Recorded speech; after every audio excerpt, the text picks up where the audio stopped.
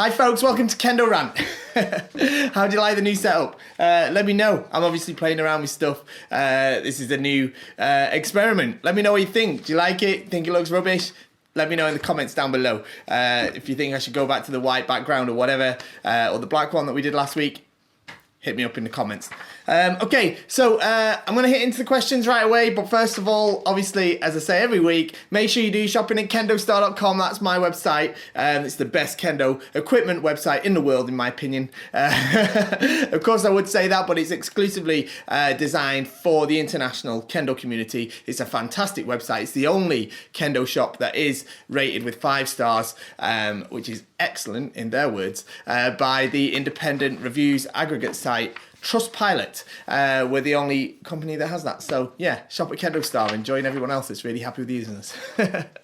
Okay, number one. Hi Andy, a question for your show. I don't know if this happens in Europe or Japan, but I find as a Nito fighter, it's frowned upon as not being traditional Kendo. But in my eyes, the samurai carried 2 swords. What is your thoughts? Okay, so this is a great question. I don't think that Nito should be necessarily frowned upon, and it certainly is in some areas. Not so much in Japan, a little bit in Japan. The problem is the problem in Japan is that it isn't super common, but the people that are generally following NitoRyu are very serious about it, and it's the only style of Kendo that they practice. I'm not saying that that's what you should do, but that is what a lot of them do. Most of the top Kendo players don't tend to, or Kendo practitioners don't tend to take up Nito until later in the career, but there are plenty that do take it up in university. You're not allowed to do Nito actually in Shiai until you're a university student or an adult.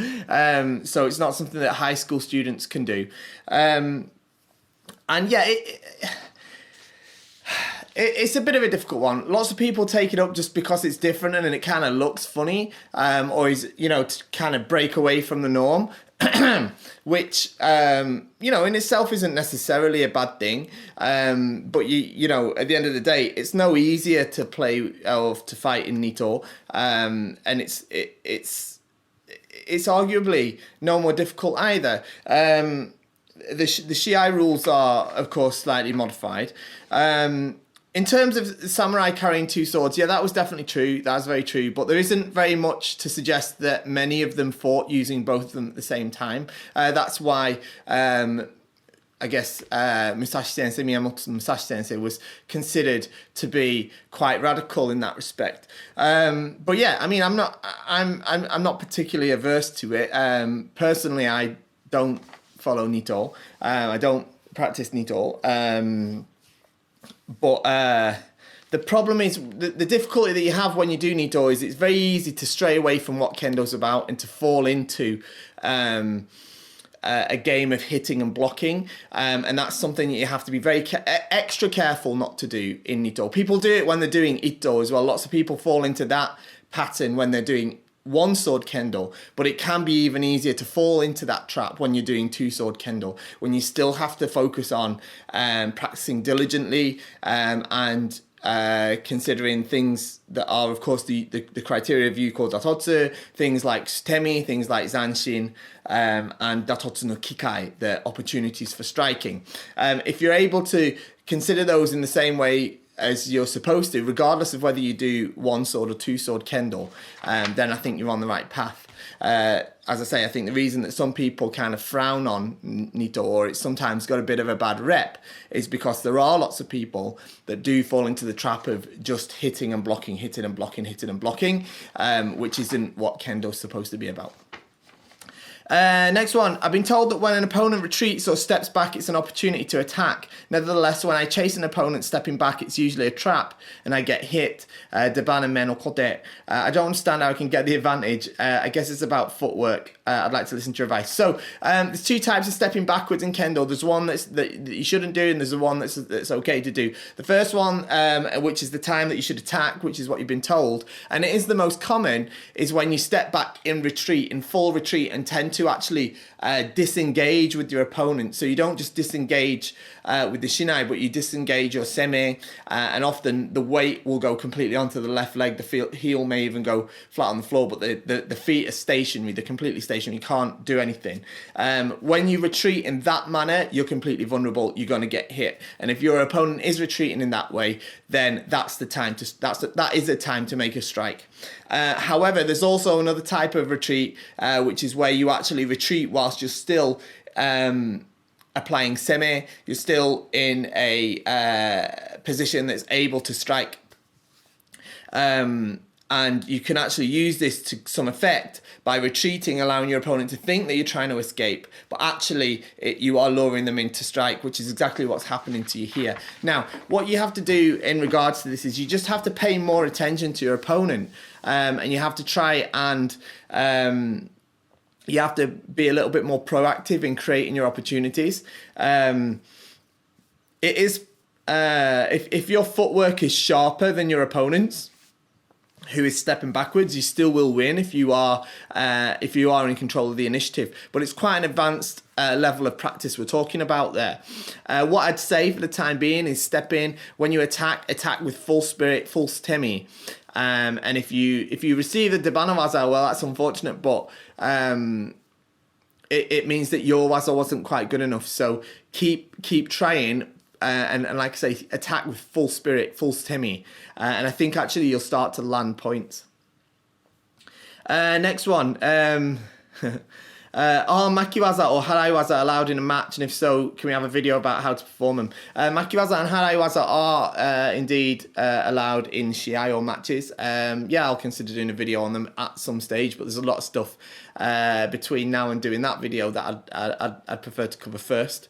But yeah, certainly it's a valid technique. Makiwaza is when you wrap the shinai or twist the shinai, the opponent's shinai, and haraiwaza is when you strike the opponent's shinai in order to create an opening. The next part of this question says, what level of customization that Kendo are allowed to Kendoka are allowed to customize their stuff? Like if I painted my shinai different colored, would that be allowed? So of course you can customize your Borgu in lots of ways, but usually that's done by the manufacturer. So if you were to buy a Borgu from KendoStar, for example, and you wanted it very customized, maybe some fancy embroidery on the mune or a different colour door, stuff like that, that's totally allowed. There's no rules against that whatsoever, and that's totally up to you. If you're going to start customizing it yourself, you have to be careful to make sure you don't do anything that destroys the integrity of its ability to protect you. If you do anything like that, then yeah, it's likely that they might not let you use it at a match. I definitely do not recommend painting your shinai. In fact, don't do that. Don't paint your shinai. They're not supposed to be painted. It could be dangerous if you do that. If the paint chips, falls into somebody's eye or something like that, just don't do that. And it doesn't look as cool as you think it does. So yeah, just don't. Right. Next one, I have a question on shinai. What's the expected length of the tsukagawa for a 39 men's shinai? So a variety of lengths, and most of them are shorter than the ones that come with the shinai. Is it possible to stretch it? If yes, what's the limit of stretching? So generally the tsukagawa on a men's 39 shinai is about 30 to 31 centimeters long. When it's fitted to the shinai. When it's removed from the shinai, they tend to be a little bit shorter, especially when they're brand new, because they actually do stretch as you're putting them on.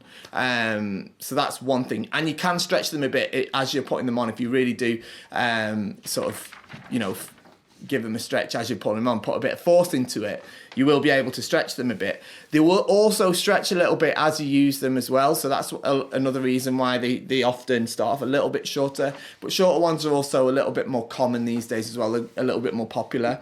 But around 30, 31 is the optimum, to be honest. I tend to, that's the length I use, and I think it's for the best. I used to, when I was sort of a lower grade, I used to think that a shorter handle was better. And then I actually went to a stage where I preferred a longer handle. This was probably maybe just a few years ago. I was quite enjoying using shinai that had longer handles, but I'm sort of back to where I was in the beginning now, and where I think a standard length is actually the best length for a shinai. I know they say about measuring your arms and stuff, but I'm not actually super that. I'm not, you know, unless you're extremely tall or extremely short. For the most part, I actually don't really subscribe to this method of the measuring it against the length of your arm. What shortening and lengthening the tsukagawa does, it does actually affect the balance of the shinai, and the standard length actually provides the best optimum balance in my opinion. Right, last one. This is the last one I'm going to do today. This one's from the early access group. If you're not in the early access group, why not? There's a link in the description. It's a great place to post your questions, of course, because not only do you get them answered here on the Kendo rant videos, but there's some great Kendoka in that group. They're from all over the world. There's all sorts of different levels and abilities, right up to very high grades in there. And you get everybody's sort of point of view on the question as well. So it's a really great forum as well for posting your questions. So definitely be in that. Not only can you post your questions in there, the main purpose of the group actually was originally, the reason why it's called Early Access is because when I put out a new instructional video for the Kendo show, it actually goes up there first before it goes live on the YouTube channel. So you get to see it a few days before everybody else if you're in that group. But you've got to be in the group. It's free to join. There's a link down below. I am working on new instructional videos. I've got a very, very exciting project on the way. I am just still in the middle of editing it. It's really, really great. I'm really proud of it. I have finished filming the first section of it, and I really do think that it's going to be super, super popular. So you need to be in the early access group if you want first dibs on that. So so now let's get to the last question. I'm quite new to Kendo. I have a problem which has been bugging me for a while. So basically, during Jigeko, some of my senpai start adopting a kamae which encourages me to attack their men. When doing so, the outcome is obvious. They perform some kind of ojiwaza. The problem for me is solving the situation, how to deal with it, or maybe prevent it. Or just some tips on defending against ojiwaza. Okay, so look, you've got, you're doing your keiko with your senpai, and they're kind of opening the kamae, going, come on, hit my men then, come on, hit my men, and then you go for men like you think they want you to, and they do some sort of kaishido or something like that. Right. Okay, so first off, yes, the correct answer to this is don't mind it, just attack with full spirit, full sutemi, anyway, and don't care so much about receiving the strikes. That's definitely the best way to deal with it. However, I do also understand it's quite demoralizing to be on the receiving end of that sort of waza all the time. So look, what you don't want to do is think about defeating their ojiwaza, all right? Well, I mean, it kind of is defeating their ojiwaza, but what you don't want to be trying to do is try and throw a feint hit and then try and block and do some sort of rubbish back and forth this way. What you need to do is instead of when they open up to let you strike, instead of just going men and striking straight away, why don't you vary the timing of when you strike? Okay, so get to your cutting distance. Start off from the far distance. Yeah. Get to your cutting distance. Okay, they're opening for men. Okay, so you want me to hit men so you can do ojiwaza, right? Okay. Well, okay, no, I'm not actually going to. Maybe I will. Maybe I won't. Men. Yeah, something like this is more likely to be effective. Okay, I'd prefer you to do something like that than start trying to. There's tricks you can do. You can like feint to men and hit kote and stuff like that. But I don't think you should worry about that too much, especially if you say you've not been doing Kendo that long. You said you're quite new to it, so instead, make sure your feet, once you're in your cutting distance, your feet must be in a position to be able to attack instantly. Yeah, you can't be bringing up the left foot before you attack. Otherwise, you're not gonna have the jump on them. All right. So instead of just flying in, think about the timing. Okay, give them a bit of pressure. Am I going to attack now? Am I going to attack now? Am I now? Yeah. But when you go, you must go with full commitment, full sutemi. Throw everything in, big voice. Throw everything you've got at him, and make sure you've got plenty of zanshin as well. Okay, and then if they still do ojiwaza, it's not such a big problem. All right, the idea of Jigeko isn't to win. It's not to score as many points as you can. It's to figure out how to make successful strikes. Okay, so it's nobody's keeping count. Okay, so what I'm saying is you're supposed to use that time to figure out, okay, well, this timing worked and that timing didn't, and this did and that didn't, and you know, you've got to think about it as you're doing it as well. All right, so that's it for today. I hope that was enjoyable. I hope you like my new background. Don't forget to like, share, subscribe, all the social things. Join the Kendo Shop Early Access group. Most importantly, shop at KendoStar. See you next time.